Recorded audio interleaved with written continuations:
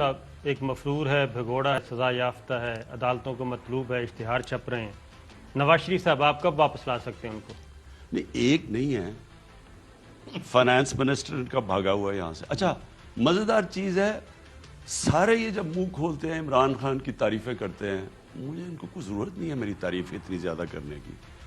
لیکن میرے سوال میں ان سے بار بار پوچھتا ہوں کہ یہ بھاگے، میں تو تب پاور میں نہیں تھا جب سارے بھاگے ہیں. سلمان شہباز میری کون تعریف کر رہے ہیں؟ یہ جو سارے اکٹھے مل کے ہر روز کنٹینر پہ چل کے میری تعریفیں کرتے ہیں.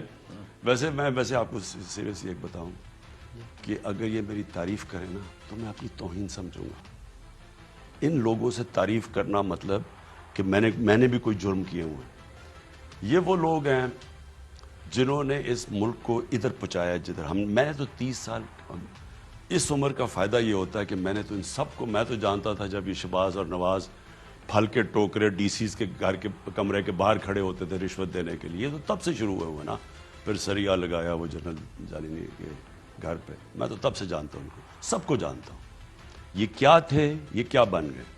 ان کا 1 پوائنٹ ایجنڈا ہے سب کا کہ کسی طرح عمران خان کے اوپر اتنا پریشر ڈالو کہ یہ ہماری چوری چھوڑ دے، ہمیں قانون کے اوپر کر دے. یعنی ہم باقیوں کے لیے قانون ہے لیکن ہمیں نہ ہاتھ لگائے. یہ ان کا ہے سارا، یہ جو سارا 2 سال کا شور. اور آپ میری ساری سٹیٹمنٹس پڑھ لیں. میں نے 10 سال پہلے کہا تھا کہ یہ اکٹھے ہوں گے ایک دن، جب یہ نورا کشتی کھول رہے تھے. میں نے جیسی میں نے ایڈریس کیا پاکستان، جب میں پرائم منسٹر بنا، میں نے قوم کو کہا کہ یہ سب اکٹھے ہو جائیں گے، کیونکہ ان کا صرف 1 پوائنٹ ایجنڈا ہے کہ جس طرح مشرف نے NRO دیا تھا دونوں کو اور ملک کا بیڑا غرق کیا تھا، میں بھی پریشر میں آ کے، کیونکہ میں بھی سمجھوں گا میری کرسی اتنی زیادہ ہے کہ جب میں اپنی کرسی بچانے کے لیے ان کو دے دوں گا. یہ ان کی ساری بلیک میل کی کوشش ہے. پہلے دن سے ان کو کوئی فکر نہیں ہے کہ ملک کی اکانومی کیا حال ہے، فیٹف کا کیا حال ہے. تو واپسی کے کتنے چانسز ہیں سر؟ میرے سے پہلے اسحاق ڈار بھاگا، جی ہاں، اس وقت ملک کے پرائم منسٹر اس کو بھگایا. یہ اس کے شہباز شریف کا ایک بیٹا بھاگا، پھر وہ داماد بھی بھاگا باہر. نواز شریف کے دونوں بیٹے باہر بیٹھے ہوئے ہیں. کوئی پوچھے کہ نواز شریف اب یہ باہر بھاگ گیا، اس سے پوچھے کہ اس کے بیٹے کیوں باہر بھاگے ہوئے ہیں. وہ کہتے جی ہم برطانیہ شہری ہیں. وہ اس لیے باہر بھاگ گئے ہیں، اربوں روپے کی پراپرٹیز کے وہ مالک ہیں لنڈن میں. میں لنڈن کو جانتا ہوں، میں نے لنڈن میں بڑا ٹائم گزارا ہے، میرا فلیٹ تھا لنڈن میں، مجھے پراپرٹیز کا پتہ ہے. لنڈن کے سب سے مہنگی جگہ کے اوپر ان کے محلات ہیں. تو وہ کیوں بھاگے ہوئے ہیں؟ کیونکہ ان کو پتہ ہے کہ یہ جواب دے ہی نہیں سکتے پیسہ کدھر سے آیا. پیسہ تو یہاں سے چوری کر کے آیا. وہ جو لنڈن کے یہ جو مریم بولتی ہیں کہ جناب بڑا ظلم ہو گیا، برٹش ورجن آئیلینڈ کی ڈاکیومنٹ ہے. پیناما پیپرز میں کیا انکشاف ہوا تھا؟ پیناما پیپر میں یہ انکشاف ہوا تھا کہ یہ جو ان کے لنڈن کے اربوں روپے کی پراپرٹیز ہیں، ان کی جو مالکہ ہے، بینیفیشل اونر ہے، وہ مریم ہے. تو وہ اس کے جواب دینے نہیں ہیں، باہر بھاگے ہوئے سارے. اور بس جناب یہ ہمارے پاس سازش ہو گئی، ہمارے پاس یہ ہو گیا. یہ جناب پہلے تو خیر میرے پیچھے پڑے ہوئے تھے، اب فوج کے پیچھے پڑے ہوئے ہیں. وہ تو کہتے ہیں کہ ان کی پراپرٹی نہیں ہے، کہیں بھی نہیں ہے. لندن میں کیا، پاکستان میں بھی کوئی نہیں. مریم بی بی کہتی تھی جب وہ یہ سٹیٹمنٹ دے رہی تھی ٹی وی کے اوپر کہ لنڈن چھوڑو، میری پاکستان میں بھی پراپرٹیز نہیں ہیں، تب برٹش ورجن آئیلینڈز کی جو وہاں کی اتھارٹی ہے اس نے بائی لیٹر کنفرم کیا ہے کہ یہ چاروں لنڈن کے اربوں روپے کے فلیٹ ان کی بینیفیشل مالکہ، بینیفیشل اونر کا مطلب کہ وہ کمپنیز جو 2 کے نام پہ لیا ان کی مالکہ مریم نواز ہے. تو اس کا تو کبھی جواب دیا ہی نہیں انہوں نے، نہ یہ عدالتوں کی رسپیکٹ کر دی. سارا گیم کیا چل رہی ہے؟ گیم یہ چل رہی ہے کہ اتنا زیادہ پریشر عمران خان پہ ڈالو. انہیں نہیں پتا کہ عمران خان نے ساری زندگی ایک ہی چیز سیکھی ہے، پریشر لینے کی، اور وہ پریشر میں نہیں آنے لگا.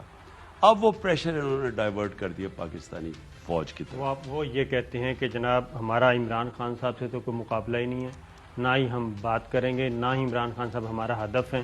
اور انہوں نے سارا رخ موڑ دیا ہے army chief general Qamar Javed Bajwa کی طرف اور DGISI لیفٹیننٹ جنرل فیض حمید کی طرف. تو وہ کہتے ہیں ہم نے تو ان کو ہٹانا ہے، ان کو فارغ کرنا ہے پہلے. یہ پیچھے کہانی کیا ہے؟ پہلے تو جی یہ جھوٹ بول رہے ہیں.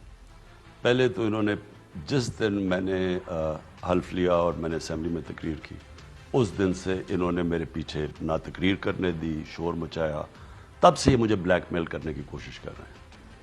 پھر یہ سمجھتے تھے کہ اکانومی بیٹھ جائے گی، پاکستانی اکانومی یہ جو چھوڑ کے گئے ہیں، ہمارے پاس تو پیسے نہیں تھے، جو انہوں نے قرضوں کی قسطیں لی ہوئی تھی، جو انہوں نے باہر سے تیل کی ہم نے پیسے دینے تھے، ہمارے پاس تو پیسے نہیں تھے۔ یہ سمجھ رہے تھے کہ پاکستانی اکانومی ڈیفالٹ کرے گی، ڈیفالٹ کا مطلب کہ ہم اپنے پیسے نہیں دے سکیں گے۔ وہ جس دن ہم نے ڈیفالٹ کرنا تھا، روپیہ اگر آج 160 پہ 62 پہ ہے، وہ روپے نے پہنچ جانا تھا 200-250 پہ۔ جب روپے نے 200-250 پہ ڈالر پہ پہنچ جانا تھا تو اکانومی نے بیٹھ جانا تھا، تو عمران خان نے چلے جانا تھا۔ تو پہلے تو انہوں نے یہ امید لگا لی، پھر وہ کووڈ آئی۔ کووڈ سے پہلے شہباز شریف صاحب اسی لیے آئے تھے شاید؟ کووڈ نہیں، جب کووڈ آئی تو وہ بھاگا آیا، نہیں تو اس نے آنا نہیں تھا، کیونکہ اس کے پاس شہباز شریف کے اوپر تو وہ مٹیریل مل گیا کہ وہ بچ ہی نہیں سکتا کسی طرح، وہ تو ڈاکیومنٹری ایویڈنس مل گئی ہے۔ پہلے ہم سمجھ رہے تھے کہ 9 ارب روپیہ صرف ہے، اب 23 ارب روپیہ، یعنی 2300 کروڑ روپیہ نکلا ہے، جو اس نے صرف 2 شوگر ملز کے اوپر، ابھی باقی کمپنیز میں نہیں نکلا، اس پہ اتنا نکلا ہے کہ انہوں نے جو لوگوں کے ملازموں کے نام پہ 2300 کروڑ روپیہ انہوں نے لیا، اور وہ ڈاکیومنٹ ہے وہ۔ تو وہ اس لیے آیا، اس نے سمجھا کہ اب تو پاکستان گیا۔ کووڈ میں جو دنیا میں حال ہو رہا تھا، ہمارے پاس ہسپتال تو انہوں نے آپ کا جو گلا کا بھی علاج جا کے لنڈن میں کرواتے تھے، انہوں نے پاکستان میں تو ہیلتھ سسٹم بنا ہی نہیں تھا۔ تو انہوں نے کہا پہلے تو لوگ اتنے مریں گے اس کے اوپر سے تو تب بہ جائیں گے، پھر لاک ڈاؤن کی وجہ سے اکانومی بیٹھ جائے گی تب ہے، تو وہ بھاگا واپس آ گیا۔ شہباز شریف کا اندازہ غلط ثابت ہوا، مس کیلکولیٹ کیا اس نے، یا پھر وہ کسی امید پہ آیا تھا کہ اس کو کوئی یہاں پہ آگے سنبھال لے گا؟ دیکھیں نا، ان کی گیم کیا ہے۔ پہلے عمران خان پہ کوشش کی، یہ سارے جو وقت تھے انہوں نے کوشش کی اس کے اوپر۔